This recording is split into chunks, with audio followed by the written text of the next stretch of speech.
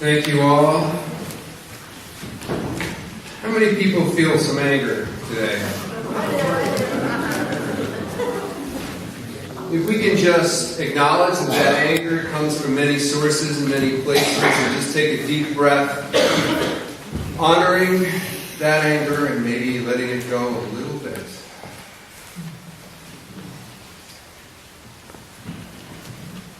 I had so many caveats and framing comments about this talk today, and my wife said, get to the talk.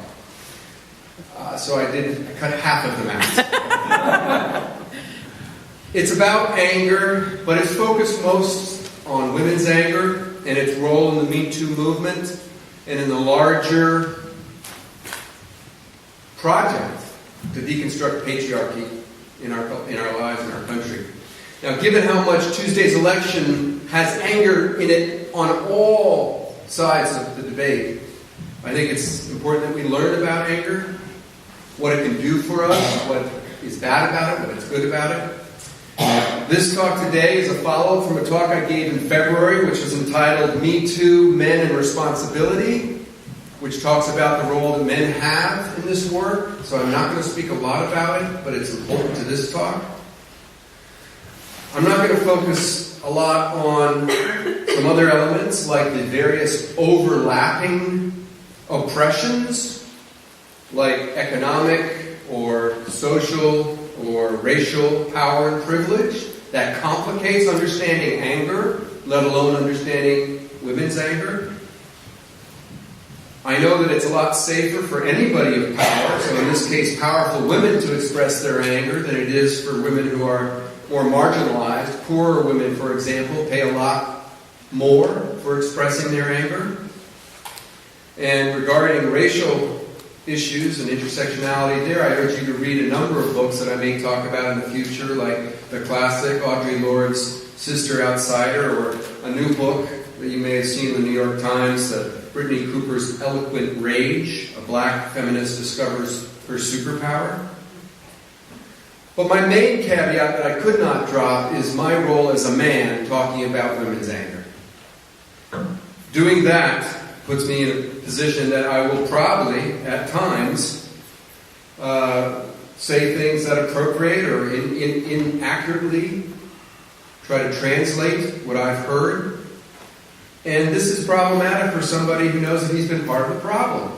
I mean, I feel like I've been a pretty good ally to feminism most of my life, but as an adolescent, as a young man, there were times where I was insensitive or ignorant about issues relating to gender or sex or harassment. Even today, despite my commitment to feminism, unconsciously, I know that I do things that perpetuate misogyny and perpetuate patriarchy, and I benefit from patriarchy, even if some of those benefits are unconscious to me. So even just speaking today puts me in a situation where I could inappropriately mansplain. I can't imagine it's something worse to mansplain than women's anger, right? I have tried to learn, educate myself. I've talked to teachers and mentors, friends and families who happen to be women, and I thank them for their advice. I've read women authors on the issue, and I try to listen more than I speak, something many men need to do more of. I don't always do it. I need to do it better. But I have to speak about this. So with the irony pretty obvious, I'm going to continue to speak right now. For most of recorded history, anger has been portrayed as mostly bad. In the book of Genesis, Jacob condemns his sons for their anger. Wrath is one of the 7 deadly sins.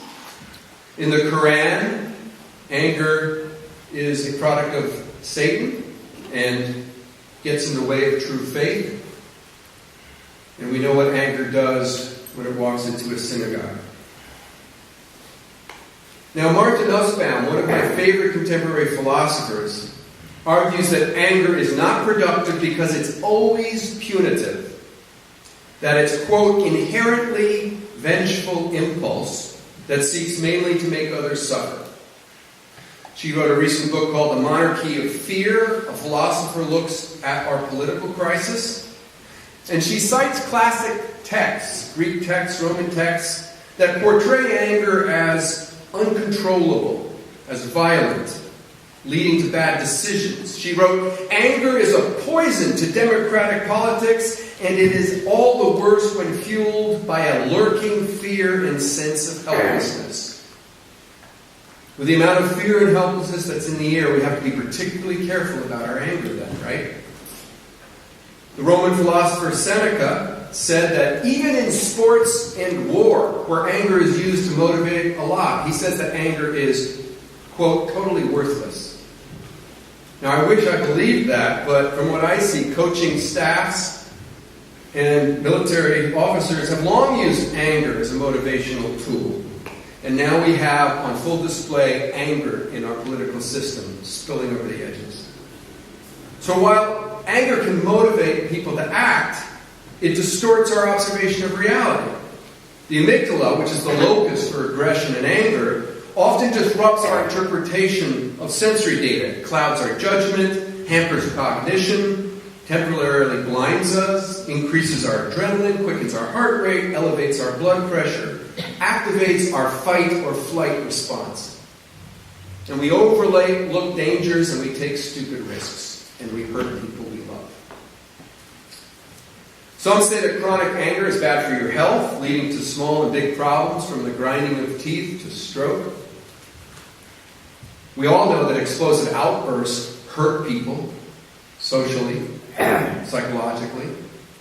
Harriet Lerner's classic, The Dance of Anger, in 1985, warned against venting in cyclical patterns of anger that can trap us in unproductive habits. This is because she explains anger focuses on people and not on patterns. I'm going to return to that right at the end. People versus patterns. Now, many of us grew up in environments where anger was not handled well. Certainly when I grew up, anger was not expressed constructively. It was usually repressed, either with medication or with alcohol or with fear, until it bubbled over in unproductive ways. I think many of you have had similar experiences in your lives. And it's precisely because we don't talk about anger that it becomes such a problem for us, I believe. Now, Marshall Rosenberg, who's the guru of nonviolent communication, many of you know, says that anger is a warning that certain needs are not being met. He says that anger is an alarm bell to wake us up. And even Audre Lorde says that anger can uncover social justice issues. So, when speaking about women's anger and social justice, it's this book that I really rely on today, Good and Mad, The Revolutionary Power of Women's Anger by Rebecca Traister. And if you don't get enough at the talkback today, at about 12:45, you can come on November 18th at 5 o'clock, where we're going to have a longer open discussion about this book. And even if you don't get to read the book, you'll get enough today to make use of that discussion, so feel free to come back on that 18th. Now, Traister mentions and dismisses Martha Nussbaum's concern. She says that it's not always retributive, it's not always destructive, it's not always bad for you. She writes about how anger can be creative, whether that's in art or music or in new forms of social protest. She doesn't say that anger is easy. She actually feels very similarly to a woman that she interviewed who said, "It's fucking exhausting and horrible and I hate it. And I'm glad. I'm so glad we're doing it, and I'm in hell." But for Traister, both personally and professionally, and viscerally even, expressing her anger was good for her health. After venting through the writing of this book, she said that she felt happier and she slept better. It's certainly better than bottling it all up. She quotes 19th century activist Elizabeth Cady Stanton, who said, "I am at the boiling point. If I do not find some day the use of my tongue on this question, I shall die of an intellectual repression, a woman's rights convulsion." She adds, if women would indulge more freely in vituperation, they would enjoy 10 times the health they do. It seems to me that they're suffering from repression. It was 150 years ago she wrote this. Vituperation. Anger. Now, recently, many women have shared with me the therapeutic values of the curse-filled chants and rallies and placards that you see everywhere. And I know that cursing angrily actually helps you endure pain. I mean, you say the F word over and over and over again after you stub your toe for a physiological reason. Tracer actually writes that recently women have used, I love this term, obscenities as analgesic. It helps with the pain. More than anything, though, I think that what seems positive about the recent expression of anger in the Me Too movement is that it's connected women. That's what I hear more than anything. For centuries, women have felt isolated by their anger, feeling like they have to hide it from, first of all, men, and even from other women, and even from themselves. And that isolation is painful. So by sharing painful experiences and connecting, women have led this way in this questioning of the gendered structure of society. Systems of oppression are being re-examined as never before, some through fiction. I mean, Margaret Atwood's 1985 The Handmaid's Tale has sold 3.5 million copies since 2017. There's a reason for that. And nonfiction is exploding. You can read any number of books like Tracer's on this. And it's forcing us to rethink sexism and how to confront it.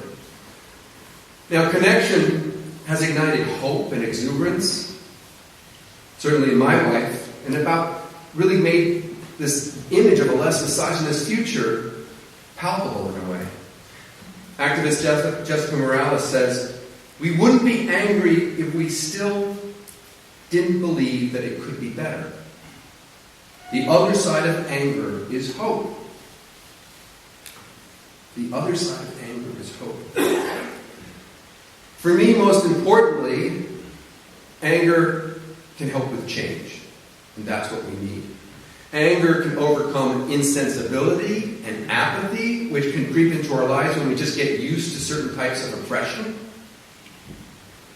But anger does seem to be most effective when it is channeled. Audre Lorde says in her essay, The Uses of Anger, focused with precision, it can become a powerful source of energy, serving progress and change. Now, this change has been seen in American history, and most of Tracer's book focuses on angry women in U.S. history. She writes, being mad is correct, being mad is American. Being mad can be joyful and productive and connective. Don't ever let them talk you out of being mad again. I mean, nobody tried to talk the men of a revolutionary period out of their anger, and that anger got them a place in our history books as heroes. When men wrote the Declaration of Independence, their anger is palpable in the list of grievances that they launched back in England. But when women tried to do the same thing, when the Seneca Falls Convention produced the Declaration of Sentiments in 1848, the New York Herald called the authors, quote, a motley gathering of fanatical mongrels, of old grannies, male and female, of fugitive slaves, and of fugitive lunatics. So angry women are consistently marginalized in our history. From the Lowell Mill, the young women who marched out of the Lowell Mills, from women demanding better hours and wages in the pre-World War I garment strikes, from the hatchet-throwing prohibitionist Carrie Nation, to recent pink-hatted protesters. Women have always been criticized more for their anger than men have been criticized. In fact, for men, anger is political currency. They deal in it masterfully. The Tea Party, which rose a couple of years ago, was birthed primarily by white men 45 years or older who were angry. Both Trump and Sanders capitalized on their anger in ways that really propelled their careers. But it doesn't work so well for women, right? I mean, when Hillary Clinton was angry, she was accused of being screechy, bitchy, worse than that. Traster speaks about what she calls a circle of entrapment, where when Hillary Clinton was too angry, she was criticized, and then the next moment she was criticized for not being angry enough. During her long career of public service, she was taught to underreact, to be less angry. Lerner talks about, in The Dance of Anger, how underfunctioning is culturally prescribed for women. How assertive women are seen as selfish and pushy and unattractive, right? And some of the best part of Traster's book is the lengths that women have gone to try to wrap their anger up in some other package so it's more palpable, more acceptable for us. In a chapter entitled Getting Away with It, she writes about Harvey Weinstein, who got away with a vengeful anger for most of his life, including when he berated Traster, at that time she was a reporter, before throwing a colleague of Traster's down a set of stairs. The fact that Weinstein got away with that incident and many others because police and the media and the rest of us didn't say anything infuriated Traster. Traster said, as a woman, however, I absorbed the message that anger was needlessly overdramatic and unattractive.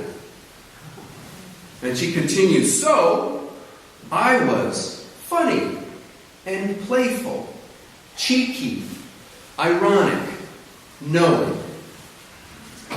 So Traster, like lots of other women that I know, tried to express her anger more acceptably through humor. Humor can communicate rage as effectively as anything without getting the pushback quite often. But even in comedy, women are most often criticized for going too far. One of my favorite Netflix shows, some of you may watch, The Marvelous Mrs. Maisel, offers a good fictional account of that. And in real life, you see comedians like Samantha Bee, whose humor can be dark and crude and rude, like most humor of men, if you ever go to comedy shows. But she is constantly criticized for going over the line, where men are not. The most brutally attacked female comedian I know is Michelle Wolf, who was invited to the Correspondents Association dinner, and they must have known what they were getting into. That's what she said. They looked at my film. They knew who I was, but they hired me anyway, and yet people still criticized her for how rude she was, how much she went over the line. The New Yorker explained that Wolf burst the bubbles of civility and performance. But again, women are more criticized for bursting bubbles. Women have tried to use humor in politics to make their anger more acceptable. Pat Schroeder, who was a U.S. representative from Colorado for a quarter of a century, was known as a particularly funny individual. And she was often asked, how can you be a politician and a mother at the same time? Not a question a lot of men are asked the equivalent of, how can you be a politician and a father at the same time? But anyway, she had a response to it, and she said, quote, I have a brain and a uterus, and I use both. And she was very witty, but this wit was again turned against her, and her colleagues on Capitol Hill called her, quote, the wicked witch or bitch of the West. And this was despite her attempts to soften her image by intentionally giggling more and writing a little smiley face in the P of her signature. I mean, she worked at this to try to be more acceptable. Ironically, another way that women's anger is more accepted is when it's wrapped around tears. Traster writes about the terms he calls the tears of wrath.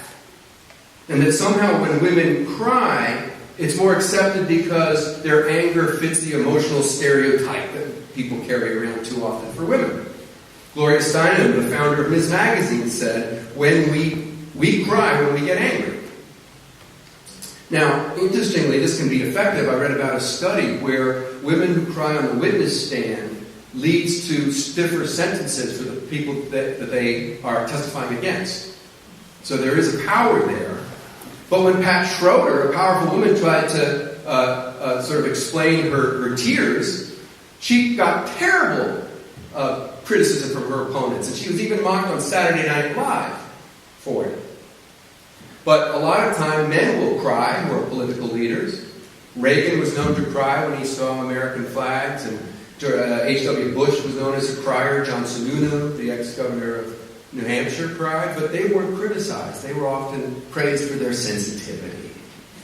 Isn't that nice? Angry women are also more accepted when their image is softened, like Rosa Parks was a national hero because she was framed as being simply a woman on the way home from work who was too tired to move to the end of the bus, when in fact she was a seasoned fighter for civil rights. Had that image been there, we may not have had a stamp with her on it. Ruth Bader Ginsburg is very accepted for her anger, right? But in some ways, that's because her petite stature and her advanced age allow people to wrap that anger around the image of a grandma, an adorable, harmless grandma. So female anger is made more acceptable also when you wrap it in the role of a protective mother. Settlement House pioneer Jane Addams actually realized that the only way she could change Chicago was to come to male politicians and say, I'm caring about the children on my streets. And then she could say, I'm caring about the children in the neighborhood. And that means I'm caring about the trash pickup. And then she said, I'm caring about Chicago and the corruption in city government. It was only through the mothering example that her anger could be challenged. Mary Harris Jones, one of the greatest labor activists in our history, knew this, and that's why she took on the nickname Mother Jones and began to dress like an elderly mother. Even Mamie Till, who cried over her brutally mutilated, murdered son, allowed her to channel her anger. She became an educational activist for the rest of her life. So this mother activist model is also used successfully on the right. If anybody remembers the rise of the Mama Grizzlies, Sarah Palin was their champion. They channeled their anger as patriotic, God-fearing mothers. It's also easier, by the way, to wrap your anger around God and get away with it, which is one reason why Frances Willard and Carrie Nation avoided being seen as overly ego-driven, because they were saying they were only doing God's work. So when women serve God or their family or play into certain stereotypes, their anger is more acceptable. So let me talk a little bit about the backlash and how to move forward from here. When women don't go to great lengths to portray their anger in more socially acceptable ways, they suffer backlash. In 1991, Susan Faludi wrote a book called Backlash, and it chronicled the Reagan-era backlash against feminism, which demonized both welfare queens and feminazis, terms that the misogynist Rush Limbaugh made popular. And those terms were used to brutalize feminist movement. Even the term feminism became a pejorative. I mean, Susan Sarandon, a liberal activist, consistent activist, said she prefers the term humanist to feminist because it is, quote, less alienating. And I'm constantly amazed at how backlash effectively divides and conquers social justice crusades, right? Feminism, like progressivism, is so easily splintered. Traister says that she's often interrogated by second-wave feminists who went through tremendous fights in the 60s and 70s and made progress, but then they question Traister, why are you so angry?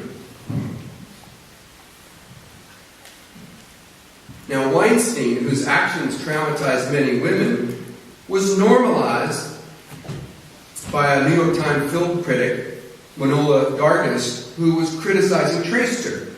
She dismissed Traister's concerns and described Weinstein as, quote, just another man trying to wield power over a woman. It wasn't traumatic, it was ordinary.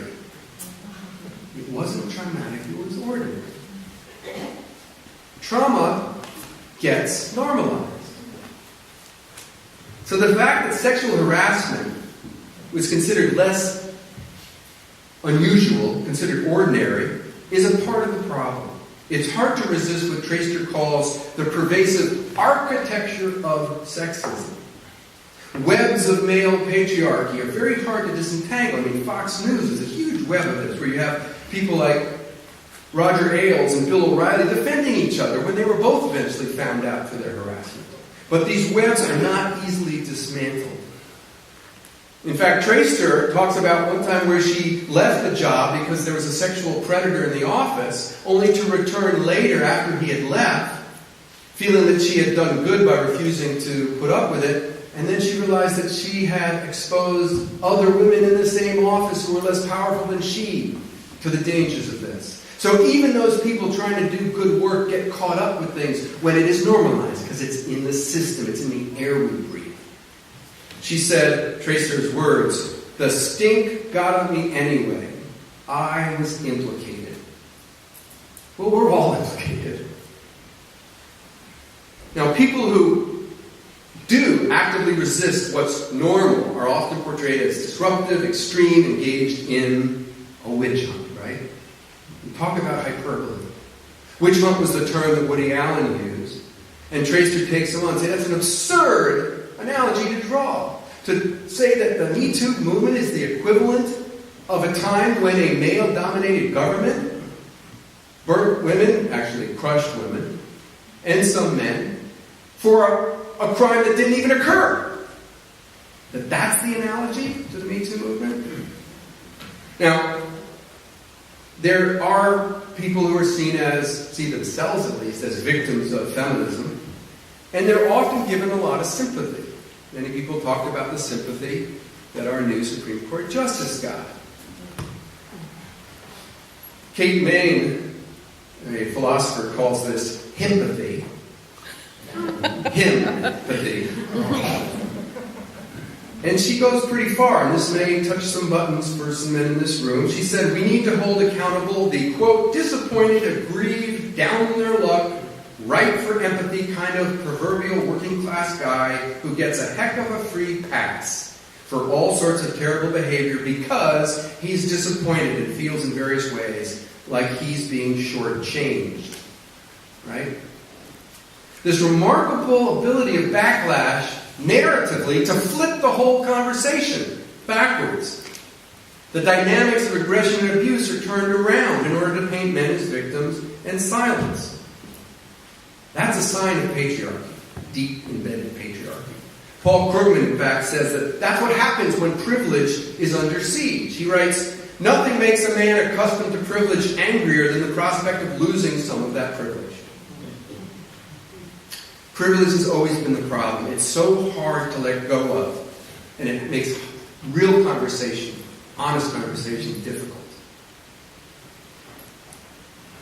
Traister wondered, actually, if it was Ted Kennedy's protecting of his own privilege that led him not to mention the fact that he was involved in the death of a young woman many years earlier during the Clarence Thomas hearings. Or that his nephew was accused of rape during those hearings. Was that one of the reasons why Kennedy did not stand up for Anita Hill? How many political leaders remain silent because of sexual harassment skeletons in their closet? How many men here today? How often do I not talk about it because I know that I've made mistakes?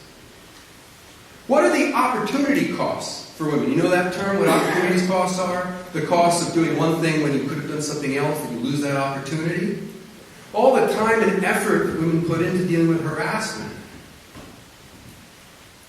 A lot of men were surprised at the ferocity of the Me Too movement, as I was. That shows how we are unaware of the architecture of sexism. We normalize, we don't see the costs paid. Traister says, speaking in the royal we just don't consider or even see the loss of the women who, driven out, banished, self-exiled, marginalized, might have been more talented or brilliant or comforting to us on our networks, on our airways, in our governing bodies, but whom we never even gotten the chance to know. That's one reason why I try not to criticize voices of the oppressed in general, and why I try to respect women's anger. Anger has been fuel for a lot of positive change. Robert Solomon says that even when anger is, quote, clearly inappropriate or irrational, it doesn't so much intrude as it reorders our priorities. The anger now is telling us to reorder our priorities regarding gender and harassment. Audre Lorde embraced anger because when, quote, focused with precision, it can become a powerful source of energy, serving progress and change. So it is not to blunt anger, it is to focus it. That's our challenge right now. Brittany Cooper in Eloquent Rage said, "The clarity comes from rage should also tell us what kind of world we want to see, not just what kind of things we want to get rid of. The vision of a new world is what we have to build." But I don't criticize Tracer for not laying out a complete blueprint. I'm thinking this is one of maybe an entire series of books by her. But quite often, we do hold women more responsible for telling us the solution. And this is always the case with the oppressed and the oppressors. The oppressors always ask the oppressed to teach us about oppression, teach us how to undo it, teach us how to get to where we should be. Book reviewer Casey Sepp was picking around the edges of anger, and the women's movement said, "Women have every right to be livid right now. Our anger should not be mocked, censored, or punished. But that does not mean it must be celebrated." I'm not so sure. I'm not so sure it shouldn't be celebrated a little bit, because it's been repressed for so long. And I certainly am not going to say that it shouldn't be celebrated. Patience is a virtue. I get that. The dance of anger can be counterproductive, but just tamping down the anger is not the answer to me. Harriet Lerner in The Dance of Anger says, the goal should be not to blame people, but to blame patterns. At the same time, it's people who create the patterns. It's people who say things that continue these patterns, make them worse, define what's normal, define what's civil. So maybe we need to do a little bit of both. Blaming people who do terrible things can be a part of changing patterns. So we need to be very careful with how we use anger. But we can't say it's unacceptable. Women who are certainly victims of specific men have every reason in the world to be furious with them. So my conclusion is that given the pervasiveness of sexism in our society, I think that women in general have the right to be angry at men in general. And men have to get used to it. Yeah.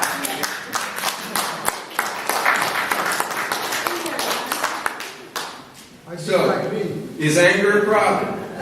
You can bring your disagreement upstairs. Let me finish.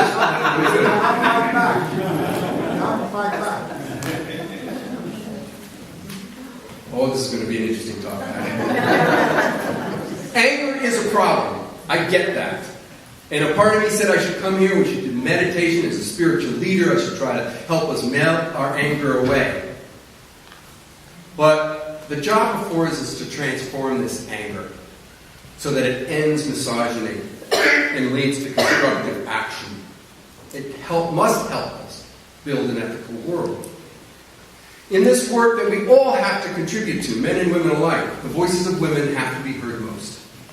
It should be no surprise that many of these voices are angry, and that such anger should not be turned against them. Men have no right to define the purpose of women's anger.